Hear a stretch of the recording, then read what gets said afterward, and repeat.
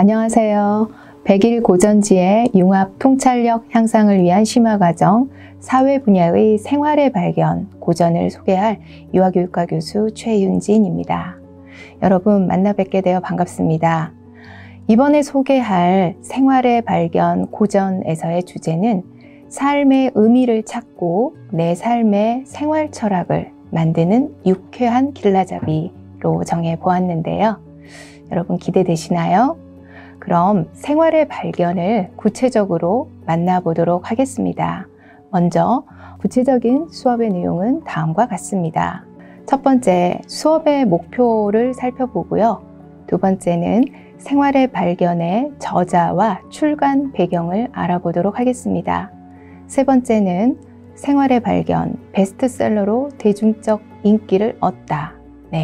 한국에서 얼마나 선풍적 인기를 끌었는지 살펴보도록 하겠습니다. 네 번째는 생활의 발견, 핵심 내용 읽기인데요. 본 고전의 구체적인 내용을 함께 읽어보고 그 의미를 되짚어보는 시간을 갖도록 하겠습니다. 다섯 번째는 생활의 발견을 통해 진정한 삶의 의미는 무엇인지 함께 생각해보는 시간을 갖겠습니다. 마지막으로 제가 이 강의를 준비하면서 참고 자료와 그리고 또 여러분들에게 추천하고자 하는 고전을 소개하도록 하겠습니다. 자, 그럼 수업의 목표입니다. 생활의 발견, 이 고전 수업의 목표는 4가지로 설정하였는데요. 첫 번째는 생활의 발견의 저자 임어당의 생애와 이 책의 출간 배경을 알 수 있다. 두 번째는 한국에서 베스트셀러가 된 임어당 열풍을 이해할 수 있다.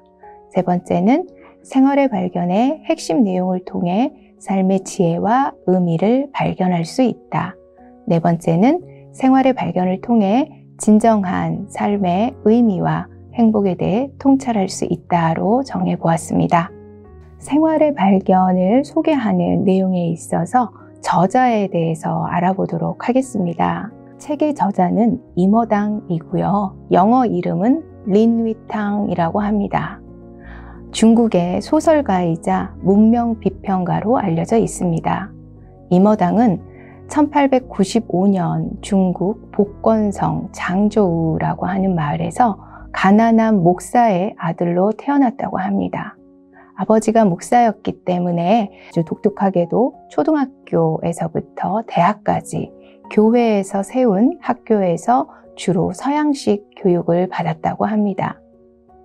상하이에 있는 세인트 존스 대학이죠. 성요한 대학을 졸업한 후에는 베이징의 칭화학교, 오늘날 칭화대학이라고 합니다. 거기에서 영어 교사로 부임을 했고요.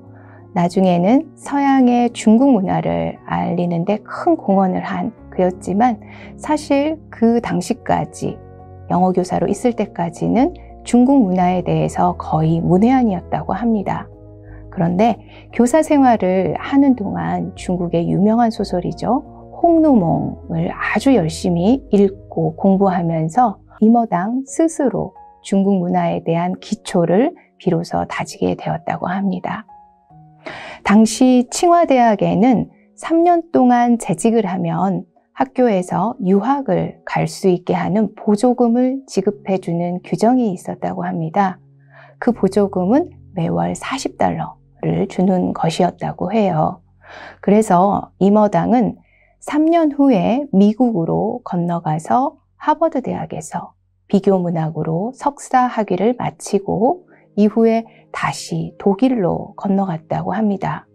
그곳 라이프치히 대학에서 언어학으로 박사학위를 받았고요. 이런 이력을 보더라도 우리가 임어당이 중국에서 미국으로 그리고 독일로 어쩌보면은 그 아시아에서 어떤 아메리카, 유럽의 대륙을 쭉 다녔던 코스모폴리탄이죠. 세계인, 국제인으로서의 면모를 갖추게 된 것들을 추론해 볼 수 있겠습니다. 그래서 임어당은 동양과 서양을 잇는 중개자이다. 이렇게 평가되고 있기도 하지요. 중국의 지성을 대표하는 어떤 국제적인 인물로 꼽히고 있고요. 중국에 돌아와서 영어 교수를 지내기도 했고, 그 당시 그 중국 사회를 풍자하고 비판하는 유머 잡지 논어가 있었다고 합니다. 이것을 발행하기도 했다고 해요. 이후에 1936년 중국을 떠나서 1966년까지 미국에 있는 뉴욕을 무대로 왕성한 저술 활동을 했다고 합니다. 영어 교사로도 지낸 이력이 있고 미국과 독일에서 공부했기 때문에 임어당은 영어에 매우 능통했다고 합니다. 장편 소설 그리고 수필, 에세이 등을 영어로 쓰고 또한 중국의 고전을 영어로 번역해서 중국 문화를 외국에 소개하는 데 큰 역할을 했다고 합니다. 이 사진을 보면은 미국의 생활을 마치고 말년에 10년 동안 살았던 곳인데요. 오늘날에도 대만, 타이페이에 여행을 가는 분들은 이곳을 들러보는 곳 중에 하나라고 합니다. 대만, 타이페이의 양면산 중턱에 위치한 임어당 고택, 일명 린위탕 하우스라고 하는데요. 이 고택 안에는 임어당의 작가로서의 삶을 살았던 흔적들이 고스란히 남아있다고 합니다. 또한 임어당의 묘소가 그 고택 안에 있다라고도 하지요. 그래서 그가 썼던 책상, 그리고 타자기, 의자, 소파 등등 삶의 모습들을 다 확인할 수 있고요. 임어당은 개인적으로 슬하에 3명의 딸이 있었다고 합니다. 그런데 첫 번째 딸이 1971년에 우울증으로 세상을 떠나자 그 충격으로 인해서 급격히 병약해졌다고 합니다. 1974년에 대만 문화계에서 열어준 80세 생활 파티 이후로는 사실상 외부 생활을 단절했다고 하고요. 그의 나이 82세, 1979년에 홍콩에서 세상을 떠났다고 합니다. 이번에는 임어당의 주요 작품에 대해서 간단히 좀 소개해 드리도록 하겠습니다. 임어당은 미국에서 주목받기 시작한 그 첫 번째 작품이 바로 1935년에 출판된 내 나라, 내 결의 혹은 내 국민이라고 하는 이 책입니다. 이 책을 출판하면서 그야말로 미국에서 센세이셔널한 반응을 얻었다라고 하는데요. 이 책에는 중국의 지역, 혈통, 역사 등을 소개하고 있고 나아가 중국인의 기질, 정신과 취향, 이상 등을 아우르고 있어서 당시의 미국 사회에는 중국을 소개하는 상당히 흥미로운 작품으로 주목받았다고 합니다. 더군다나 이 책의 서문은 여러분들도 혹시 들어보셨을까요? 펄벅이라고 하는 굉장히 유명한 미국의 소설가이죠. 그는 미국 선교사의 딸이었지만 중국에서 쭉 성장을 했기 때문에 대지라고 하는 그 장편 소설의 작품을 통해서 노벨 문학상을 수상한 적이 있습니다. 이렇게 미국에서도 인지도가 높은 펄벅 여사가 임어당을 소개하는 어떤 책에서 서문을 작성했기 때문에 더욱 세간의 주목을 받았겠지요. 그래서 출간한 지 3년도 되기 전에 그 당시로서는 굉장한 이 베스트셀러였다고 해요. 10세를 돌파했다고 합니다. 보통 1세를 찍을 때 1000부에서 2000부를 찍는다고 합니다. 그러니까 그 당시에 매우 인기 있는 책이었음을 알 수 있겠죠. 이후에 1937년, 오늘 우리가 이제 같이 만나보게 될 생활의 발견이죠. 이 책이 출판되었는데요.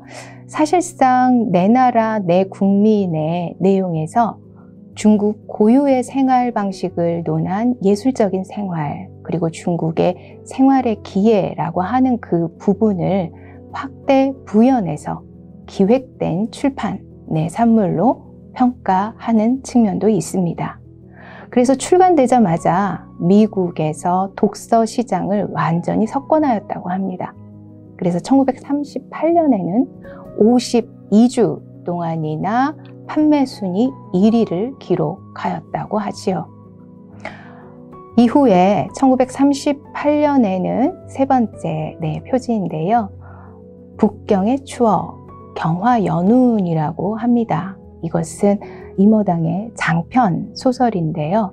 이 책은 1988년 그리고 2005년, 오늘날 최근이죠. 2014년까지도 이 경화연운이라고 하는 원작 소설을 토대로 한 드라마들이 제작되어서 중국에서 뿐만 아니라 한국에서도 중드라고 중국 드라마로 인기를 얻고 있는 작품이었다고 하지요. 임어당에게 있어서 경화연운은 1975년에 노벨 문학상 후보에 오르는 어떤 영광을 주었지만 실제로 수상을 하지는 못했다고 합니다. 1942년부터 임어당은 중국과 인도의 지혜, 공자의 지혜, 노자의 지혜 등 중국의 유수한 사상가들의 고전을 소개하는 저술 활동도 왕성하게 했다고 합니다. 이렇게 미국과 서양에서 굉장히 인기를 얻었던 린위탕에 대한 평가에 대한 부분을 살펴보도록 하겠습니다.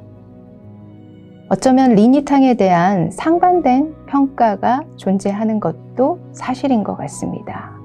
긍정적인 측면에서 재치와 유머, 풍류, 그리고 인생에 대한 여유로운 관조가 돋보이는 문필가이자 중국과 서양 문화의 가교 구실을 한 문명 비평가이다 라고 하는 평가가 존재하지만, 반면에 중국의 복잡 단안한 현실에서 사실상 도피하여 한가롭게 문학과 학문을 취미 삼은 박식한 호사가였는가 라고 하는 약간의 비꼬는 듯한 평가도 존재하는 것 같습니다.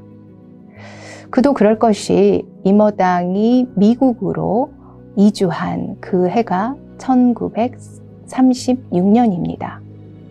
중국의 역사적인 상황이 그 당시 일본으로부터 식민의 역사를 살고 있었기 때문에 사실 중국 본토의 현실은 매우 어려웠다고 할 수 있겠죠. 그리고 1937년에 알다시피 중일전쟁에 포화해 있었고요. 역사적으로 너무나 참혹했던 난징 대학살이 있었던 해이기도 합니다. 6주간에 무려 20만 명이 사망하게 되는 그런 대참사와 비극이었는데요. 이러한 중국의 현실이 있는 상황에서 그 당시 본토의 많은 학자들과 작가와 사상가들은 그 현실에 개탄하면서 괴로워하고 그러한 일들이 있었을 것 같은데요. 린위탕은 그 이전에 미국으로 가서 이제 여러 가지 왕성한 저술 활동을 펼치고 있었던 것이죠. 그렇다고 해서 린위탕이 중국의 어떤 현실을 완전히 눈감은 그러한 모습은 아니었습니다. 이후에 저희가 생활의 발견의 책을 통해서도 알 수 있지만 제국주의에 대해서 굉장히 비판적이고 또한 그가 경험했던 그 여러 사회주의, 공산주의 그리고 물질 만능의 어떤 사회에 대한 그의 날카로운 시각들을 드러내고 있는 것도 확인할 수 있습니다. 또한 임어당을 이야기할 때 우리는 중국과 서양의 문화를 문명 비교론적인 시각에서 흥미롭게 소개한 학자로 굉장히 유명하지요. 여기 제가 소개하고 있는 내용을 보시면 중국은 실천을 중시하고 서양은 추리를 중시한다. 중국은 정을 중시하고 서양인은 논리를 중시한다. 중국 철학은 천명을 따라 마음의 평안을 얻는 인명, 안심을 중시하며 서양인은 객관적인 이해와 해부를 중시한다. 서양은 분석을 중요하게 여기고 중국인은 직감을 중요하게 여긴다. 마치 서양과 중국의 문화를 상당히 도식적이고 극단적인 어떤 이분법으로 설명을 하고 있는 듯한 측면이 있어서 혹자는 이런 중국과 서양의 통념적인 이분법 자리 잡게 하는데 임어당이 어느 정도 일조한 것이 아니었느냐라는 비판을 받기도 한다고 합니다. 그러나 후대에 많은 학자들 그리고 여러 관점에서 보았을 때 임어당은 동서 문화의 중개자로서 중국과 서양 문화를 문명 비교론적인 시각에서 분석하고 인생의 여유와 운치가 묻어나는 특유의 산문으로 하나의 경지를 이룬 문필가이다라고 평가하고 있습니다. 생활의 발견, 베스트셀러로 대중적 인기를 얻다. 네. 1930년대 후반부터 이미 영어권 독자들 사이에 광범위한 호소력을 발휘했던 임어당의 위세를 확인할 수 있었지요. 그러면은 한국의 임어당은 어떻게 소개되기 시작했는지를 살펴보도록 하겠습니다. 생활의 발견의 영어 책 제목은 The Importance of Living입니다. 생활에서의 중요한 것? 이 정도로 직역을 할 수 있을까요? 그리고 중국판의 제목은 생활적 예술로 나타났다고 하고요. 우리나라에서는 생활의 발견이라는 책 제목으로 소개되기 시작을 했습니다. 실제로 우리나라에도 임어당이 소개된 것은 일제 식민지 시대, 즉 1930년대라고 하면 우리나라도 불행하지만 일본 제국주의에 의해서 식민지 시대를 살고 있었던 때이죠. 1945년 해방을 맞이하기 이전까지는요. 그래서 영어권에서 1930년대 후반에 임어당이 이름을 알리기 시작했기 때문에 우리나라에도 임어당이 어떤 문학과 언론 분야에서는 소개되기는 했었지만 임어당이 그야말로 대중적으로 인기를 얻기 시작한 것은 한국전쟁 이후라고 합니다. 그리고 임어당의 이름이 널리 알려지게 된 그 작품이 바로 생활의 발견이었다라고 하고요. 우리나라에서 하구사라고 하는 출판사에서 1954년에 첫 번역본이 출판되었다고 하고 이후 여러 출판사에서 잇따라 생활의 발견이 출판되었다고 합니다. 슬라이드에 보여주는 다양한 그 표지들을 보실 수 있지요. 네. 또한 임어당의 다른 소설 작품들이 엮어져서 임어당 전집 이러한 식으로 번역되기 시작했고요. 임어당의 인기가 독서계 수준을 넘어서 대중적인 현상으로 확산된 데는 우리나라에 임어당이 방문을 했었을 텐데요. 1968년 세계대학 총장회의가 우리 한국에서 열렸다고 합니다. 이때 임어당이 참석자 서울을 방문했고 그 해를 정점으로 해서 한국에는 임어당 붐이라고 할 만한 선풍이 불었다고 합니다. 한국에서 주목한 임어당의 생활의 발견에 대해서 좀 더 알아볼까요? 1967년 국립중앙도서관에서 비소설 분야에서 열람 순위 연속 1위를 차지했다라고 하지요. 그리고 1960년대 이후에 우리나라에서 임어당은 고전적인 작가의 반열에 올라서 1980년대까지도 중고등학교 청소년 권장 도서로 선정되었다고 합니다.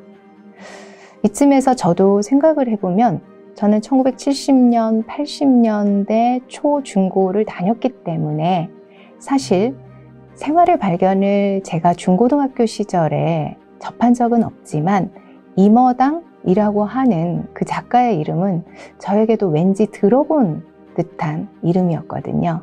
아마도 잠재적인 저의 의식 속에 임어당이 숨겨져 있지 않았을까라는 생각이 듭니다.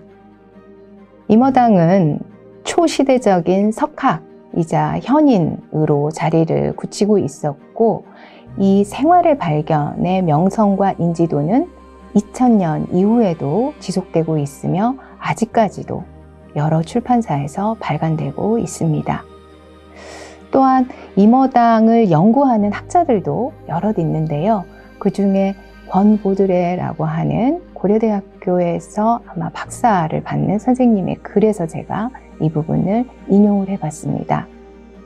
생활의 발견은 일종의 자기계발서, 수양서, 수양이죠. 나를 닦는 그 수양서 계열의 스테디셀러로 평가할 만하다. 우리나라에서 그 독자들이 오랫동안 사랑받는 자기 수양서, 자기 개발서라는 것들을 보면은 14세기에 발간된 명심보감이 있었고 16세기에 발간된 책은담이 있었다면 20세기에는 생활의 발견이 있었을 것이다 라고 이야기하고 있습니다. 여러분들도 아마 들어봄직한 고전이지 않을까 싶어요. 명심보감, 그죠? 안분이라고 하는 편안한 마음으로 자기 분수를 지키는 것을 중요한 가르침으로 우리나라 국민들은 명심보감을 통해서 어쩌면 조선시대 그 신분 사회에 있어서 불우한 처지를 위안했을지도 모르겠다. 책은담을 통해서는 일제 식민지 36년간의 그 시대에 절망에 빠진 여러 국민들의 마음을 달래준 고전이었을 것이다. 그렇다면 생활의 발견은 1950년대, 그렇죠. 한국전쟁을 겪은 그 가난과 고통과 어려운 그 시절에 어쩌면 생활의 발견은 우리 국민들에게 한반도 남녘에서 전쟁으로 지쳐버린 우리들에게 위로와 초탈과 지혜의 원천으로 기능해 왔을지도 모르겠다. 저도 굉장히 공감이 가는 것 같습니다.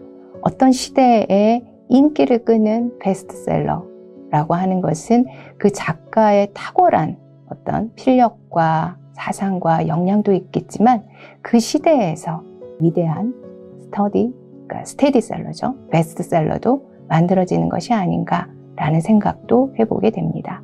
학계에서도 임어당에 대한 여러 가지 평가와 생활의 발견에 대한 가치들을 소개하고 있는데요. 일반 언론에서도 그리고 대학에서도 추천하고 있는 꼭 대학생들이 읽어봐야 하는 책으로 선정되는 여러 차례 문헌들을 발견할 수도 있습니다. 예컨대 박경자 칼럼이라고 하는 부분에서는 이분은 책 속에서 동양의 석학, 임어당을 만나려면 그의 사상, 문학, 철학이 나의 소중한 삶의 지침이 되고 문체나 사상에도 자유함을 얻는다. 생활의 발견에 대한 이분의 소회이죠.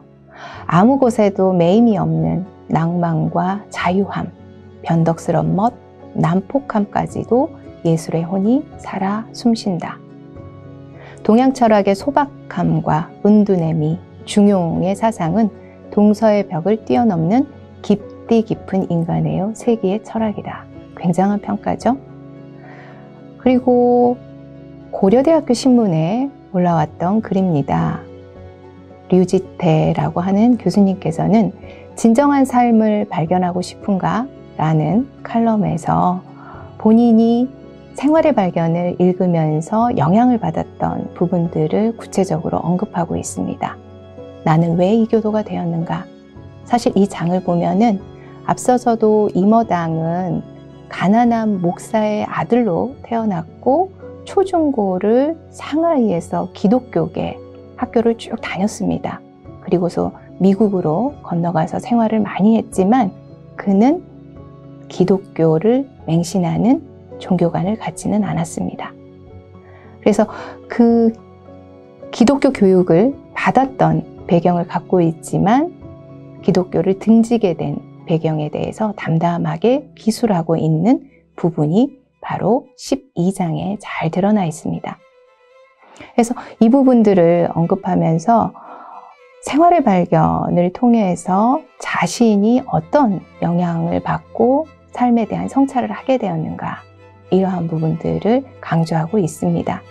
이 책을 읽노라면 사는 것에 여유를 느끼게 한다. 행복에 대해, 한적한 생활이 주는 의미에 대해, 가정의 즐거움, 생활의 즐거움 등등 사물을 생각하는 인간적인 사고방식에 대해서 임어당은 동양적인 전통 사상에 기대어 현대인의 생활 방식의 방향을 제시해주고 있다. 대학 시절 우리가 우리 것에 대해 그리고 산다는 것에 대해 진지한 고민을 하는 학생이 있다면 생활의 발견을 반드시 읽어보기를 감히 권하고 싶다. 이렇게 추천서를 쓰고 있습니다. 이쯤 되면 여러분들 생활의 발견 도대체 어떤 내용이 쓰여져 있지 궁금하실까요? 네. 생활 속에서 부단히 인생의 지혜를 추구하는 면모가 인상적이라는 대중적인 인기를 닮은 생활의 발견, 그 구체적인 내용들은 이렇게 수록되어 있습니다. 생활의 발견은 중국 고전에 기반한 책으로 알려져 있어요. 그래서 임어당이 중국의 위대한 사상가, 대표적으로 공자, 네, 알고 계시죠? 그리고 장자, 맹자, 노자, 자사자, 도연명 등의 인생관을 종횡무진 다루고 있습니다.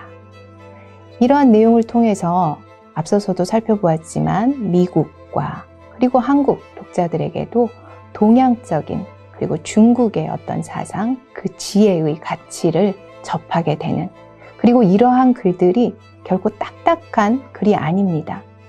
굉장히 문명론적인 풍자와 지적인 유머를 통해서 저술하고 있기 때문에 가벼운 마음으로 읽어볼 수 있다는 데 큰 장점이 있는 것 같습니다. 세부 목차를 보면은 머릿말을 비롯해서 총 13장으로 구성이 되어 있습니다. 깨우침, 여러 가지 인간관, 인간의 동물적인 유전, 인간적인 것에 대하여 누가 인생을 가장 잘 즐기는가? 인생의 즐거움. 그리고 우유론, 네, 한자로 쓰여져 있죠. 이것은 넉넉하고 한가하게 놀이를 하는 그러한 뜻입니다. 그리고 가정, 생활, 자연, 교양의 즐거움을 피력하고 있고요. 12장에는 신에 가까운 자는 누구인가? 이곳에서 임어당의 종교관을 서술하고 있습니다. 마지막 13장 사고방법론에서는 인간미 있는 사고방식은 무엇인가? 이 부분에 대한 임어당의 견해를 피력하고 있습니다. 다음 강의에서는 제가 이 많은 콘텐츠 중에서 특별히 붉은색으로 표시한 부분이 있는데요. 이 부분은 제가 임어당의 생활의 발견을 읽고 갑자기 찌릿한 공감이 있었던 거죠. 밑줄을 긋게 되는. 그래서 그 내용들을 중심으로 여러분들과 함께 공유하고 소개하고자 합니다. 자, 이를 통해서 여러분들도 임어당의 인간관, 세계관, 인생관 등을 가볍고 자유롭게, 결코 무거운 얘기가 아닙니다. 그리고 그 이야기를 들으면서 여러분들 나름대로 즐거운 상상을 하시면서 접해보시면 좋겠습니다.